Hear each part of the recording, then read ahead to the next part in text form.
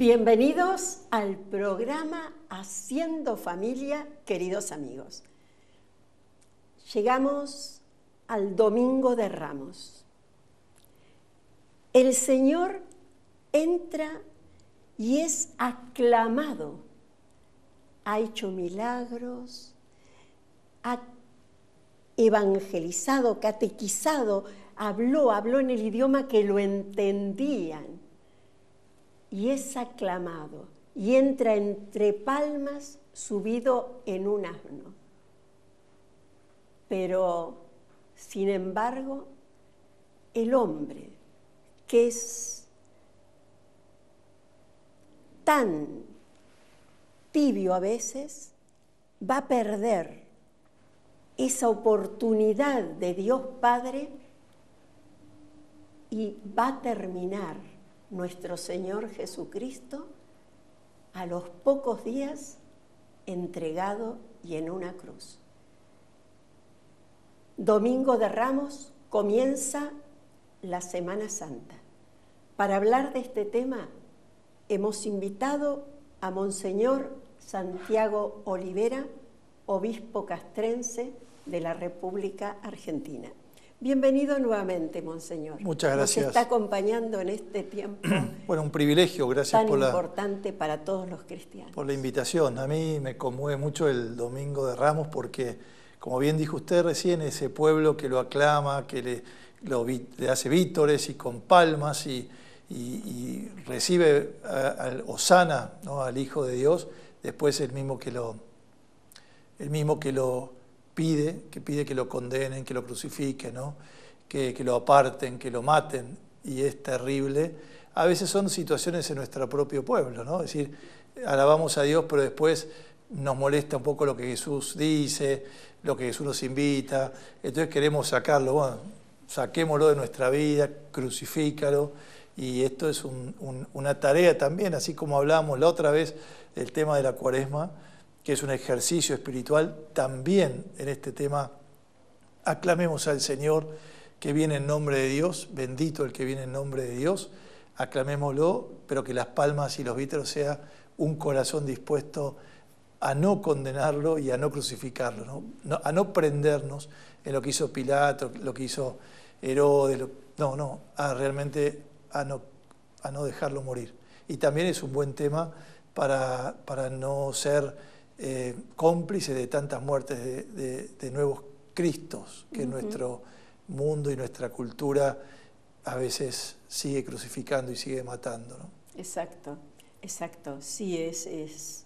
A veces nosotros vemos la Semana Santa como un hecho histórico, ¿no?, que está en una película, que pasó hace 2000 años, que está ya lejos, y no nos adentramos en esa Semana Santa donde nosotros también, como usted bien dice, podemos ser grandes asesinos y grandes acusadores, y también levantar el dedo señalando y diciendo, mátenlo. ¿Cuándo? Cuando no me comprometo, cuando no me meto, cuando balconeo, como dice el Papa Francisco, sin introducirme en las cosas de mi pueblo, sin ayudar al que necesita, juzgando livianamente a cualquiera. Sin duda. No, y la clave de la Semana Santa, y por eso tenemos la alegría de actualizarla cada año, es para hacerla carne y para vivir como cristiano y para que Jesús sea parte de mi vida y me ayude a conducirme por sus enseñanzas, ¿no? Sí. Porque es verdad que a veces ser cristiano en serio como molesta en el sentido de que a Jesús lo quisieron sacar del medio, Jesús molestaba porque molestaba su enseñanza, porque molestaba su predicación, molestaba su modo de vivir, y bueno, tenemos que estar atentos en esto, porque también nosotros como cristianos a veces podemos molestar a los demás, ¿no? Porque somos defensores de la vida, desde la concepción hasta el final, y de toda vida, y de todas las vidas, ¿no? A mí me impresiona a veces cuando queremos hablar de recuerdos y pedimos apariciones y pedimos respeto a la vida, o de la mujer, o de los ancianos, que me parece muy bien. También tenemos que pedir de todas las vidas y desde la concepción, como digo, hasta el final. Y esto no tenemos que cansarnos de predicar. Y no lo digo desde una óptica religiosa, sino también científica, ¿no? Pero tenemos que que no nos moleste el hermano. Yo creo que estamos viviendo un tiempo en que quizás como nunca Argentina está pasando este tiempo en que la vida inocente, igual que la de Cristo, es sentenciada. Es terrible, eso es terrible. Por eso ojalá que el diálogo, que nuestros legisladores, estamos rezando mucho para que los ilumine, que seamos hombres y mujeres de palabra, que se respete la vida. Dios quiera que se respete la vida. O como decía Santa Teresa de Calcuta, que nos den esos niños para atenderlos y cuidarlos, ¿no? Hay tanta gente que espera ansiosamente un niño y es terrible. Pensar que el seno materno sea un lugar donde se mate. Esto Francisco lo decía ya cuando era cardenal Bergoglio, aquí con una crudeza pero admirable, ¿no? Es decir, abortar es asesinar. Esto decía Francisco, no es nuevo, claro. Lo decía clarísimo. O sea, Francisco tiene un lenguaje muy, muy clarito, ¿no? A mí siempre me impresiona, como cuando dice que nunca vio en un cortejo fúnebre un camión de mudanzas atrás. Exacto. Nadie va a llevar nada, digamos. Nada. Solo tenemos lo que dimos, en realidad, solo poseemos verdaderamente lo que ofrecimos. Este Francisco, digamos, este lenguaje que nos queda tan claro. Sí. Pero ojalá que defendamos la vida. Sí, y todos. Yo recuerdo en el Día del Niño por Nacer del 2012, él habló de cuidar la vida, lo mismo que dijo usted, desde que es chiquitita, que apenas puede verse en una ecografía hasta cuando es añeja en sabiduría. Porque él no le gustaba, ¿no es cierto?, que los abuelos fueran descartados en un lugar para que los cuiden otros, ¿no? El anciano también tiene que estar en su familia. Y la vida, cuidar la vida de la mamá y del bebé, de los dos. Totalmente. ¿No? Son dos vidas. Eso es clarísimo, no es una, son dos. Y más cuando sos indefenso y no podés hablar, ¿no? Exacto. Pero bueno, tenemos que rezar y comprometernos. Comprometernos. Seguimos con la Semana Santa, que tiene mucho que ver con la vida y la muerte. Pasamos el Domingo de Ramos y nos vamos adentrando en esa semana, ¿no? Sí, el Domingo de Ramos como que nos introduce al drama, una entrada triunfal que puede dar por equívocos en los discípulos que lo seguían y querer los primeros puestos, el reino de Dios de un modo triunfal. Sin embargo, Jesús entra en un burrito, como usted dijo, en la sencillez y en la humildad. La salvación de Cristo es con la sencillez, no como esperaban quizás muchos del pueblo judío, con violencia, con autoridad. La autoridad de Jesús fue el servicio, la humildad, la sencillez. Entramos en esa semana en el drama, digamos, ¿no? De una muerte que con esa muerte es vencida la muerte, ¿no? Y ya, si recordamos que tanto amó Dios al mundo que envió a su Hijo ¿para salvarnos de qué? Para salvarnos de la muerte, porque Adán y Eva cuando desobedecieron, ¿qué es lo que pasó en el corazón de Adán y Eva? Esa ruptura de su relación con Dios, ¿no? Cuando Dios lo busca, lo podemos leer en el Génesis, ¿dónde estaban? ¿Dónde estaban? Oímos tus pasos en el camino, oímos tus pasos en el paraíso y nos escondimos, ¿no? Claro, se escondieron. El pecado te hace esconder, te hace ir a la oscuridad. Nos vimos desnudos, nos dio vergüenza. La mujer que me diste por compañera me dio, o sea, el enfrentamiento, la ruptura en el propio corazón, nuestra relación con Dios, la relación con los otros, ¿no? Cristo vence eso, vence la muerte. Tenemos la tristeza de la consecuencia de ese pecado, que la muerte será condición de todo hombre, pero sabemos que aquel que cree en mí, aunque muera, vivirá, ¿no? Y esta es la alegría de la Pascua. Sí, Cristo murió y resucitó, y con su muerte y resurrección nos ganó la vida para siempre. Por eso Dios es un Dios de vivos, por eso sabemos que, como hay una canción que dice, solo se vive una vez. Podríamos entenderlo si sabemos que la vida, con la muerte sigue la vida más plena o la vida, aquellos que se apartaron de Dios, bueno, rezamos por ellos, pero la vida es la vida, ¿no? Y que con la muerte pasamos al abrazo del Padre a una vida en plenitud. Por eso Cristo murió y resucitó, porque Dios envió a su Hijo al mundo para salvarnos y salvarnos de la muerte eterna. Qué entrega, ¿no? Qué entrega que tendría que conmovernos. ¿Cómo nos ama Dios?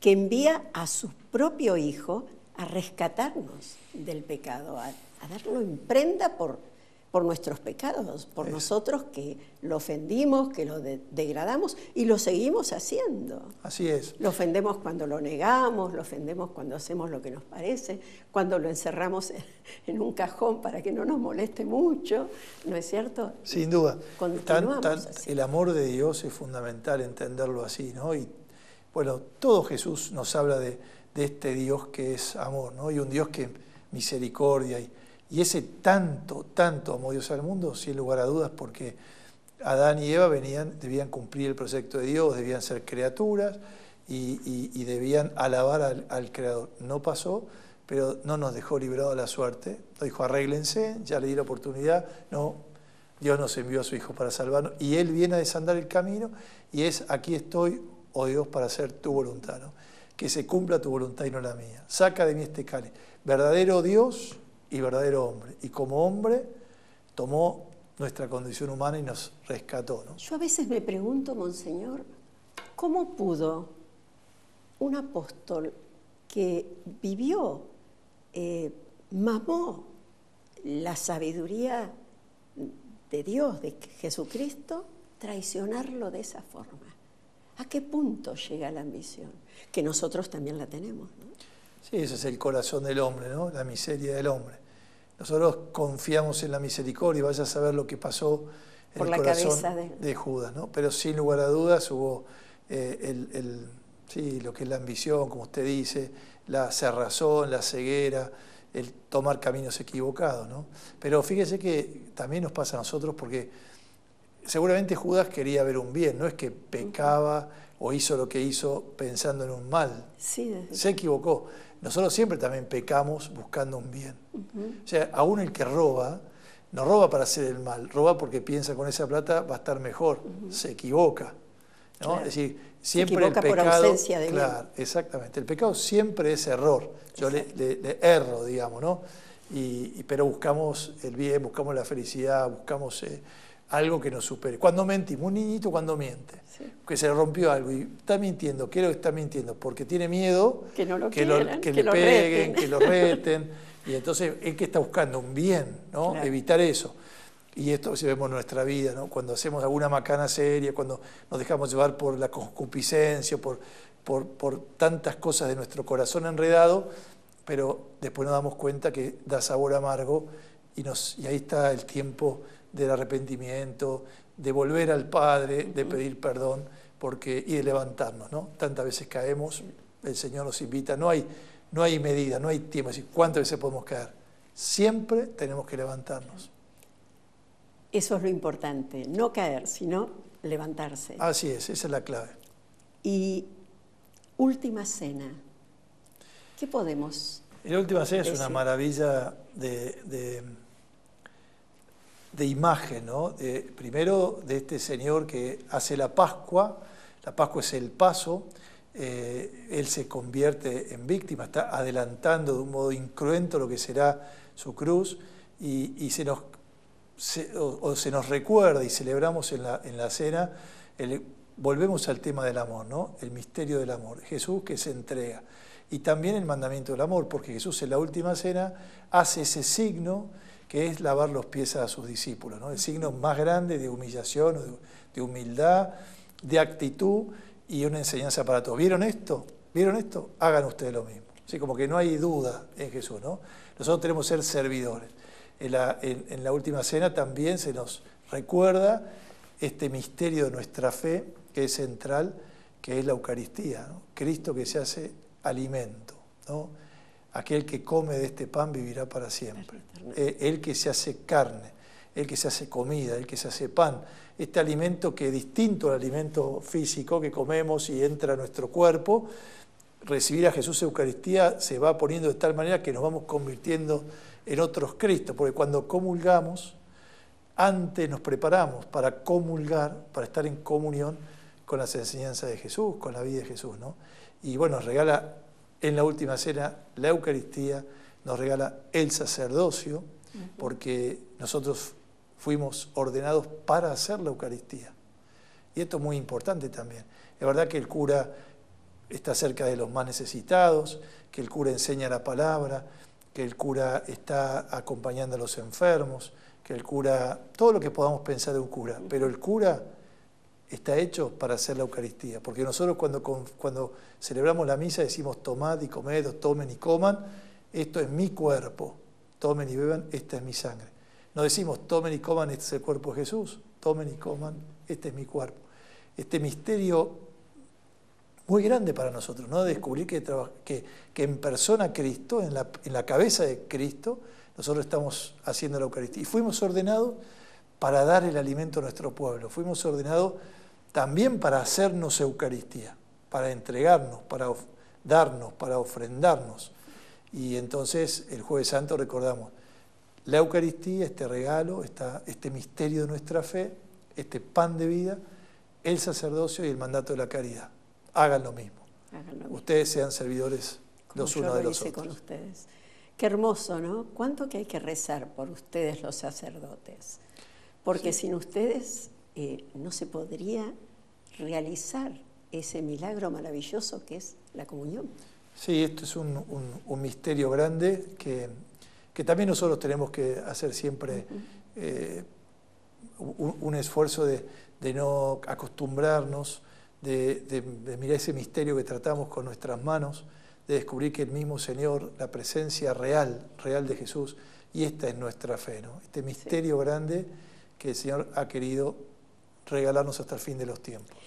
¿Qué habrá sentido, Monseñor, toda esa gente congregada cuando ya Jesús lo habían tomado prisionero y tenían que decidir si condenaban a los ladrones o condenaban a Jesús?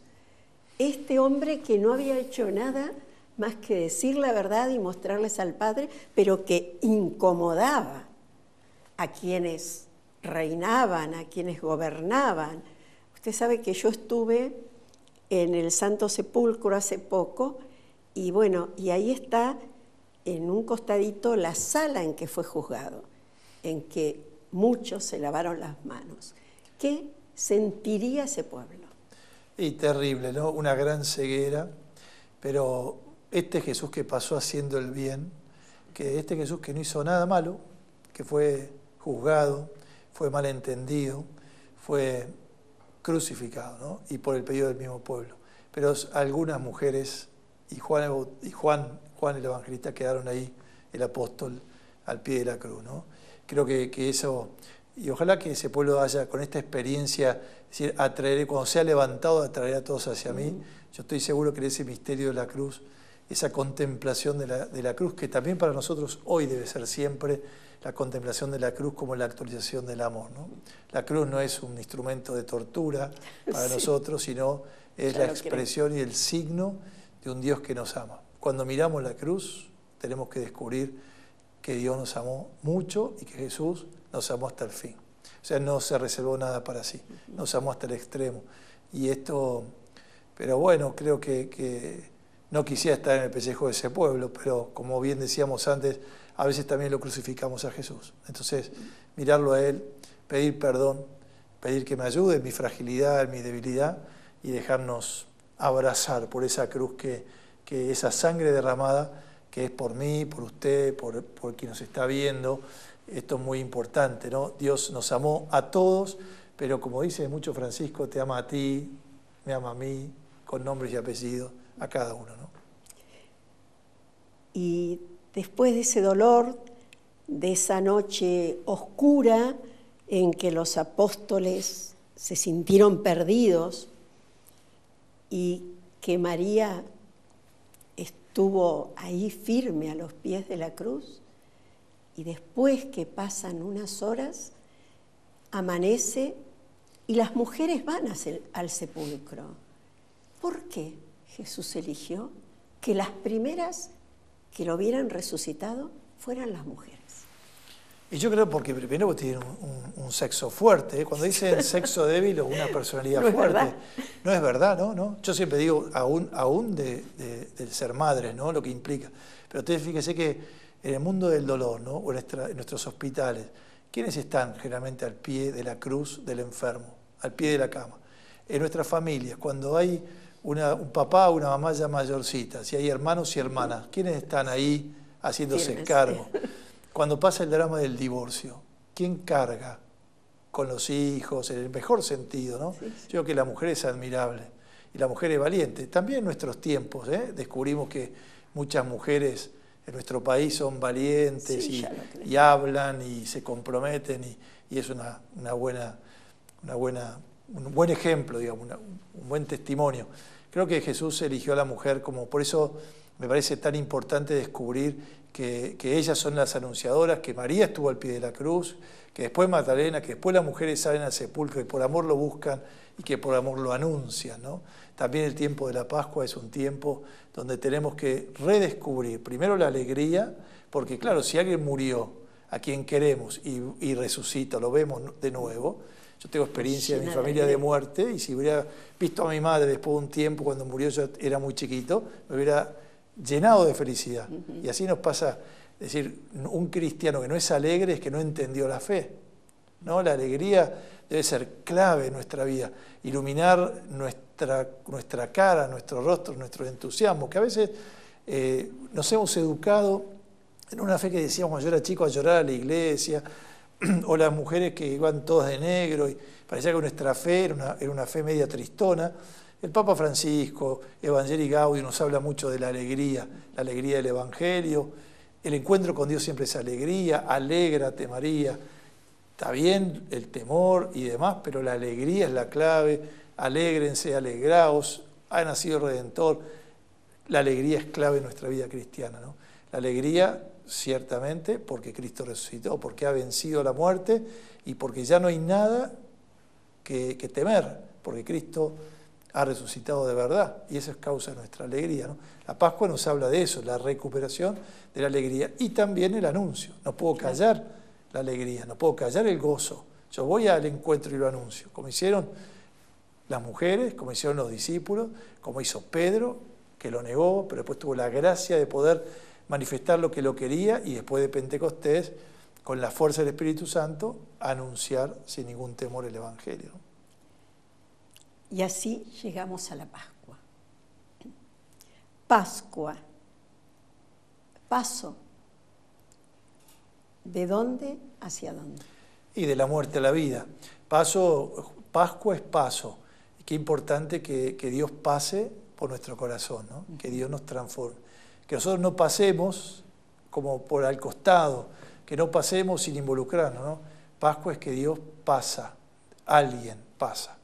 No es un día del calendario, sino es este Dios que vuelve en su Hijo Jesús a pasar por mi corazón y la muerte ha sido vencida, como decía antes, muerte a la vida, el paso de la vida a la vida plena. Esta es la Pascua, ¿no? La alegría de un Dios que en Jesucristo nos mostró la salvación y nos mostró el camino. Muchísimas gracias, Monseñor. Queridos amigos, ¿qué les puedo decir? Primera cosa, feliz Pascua de Resurrección a todos los que nos acompañan a lo largo de estos años, pero sobre todo, vivamos intensamente este momento. Metámonos en esta Semana Santa y no dejemos que se nos escape.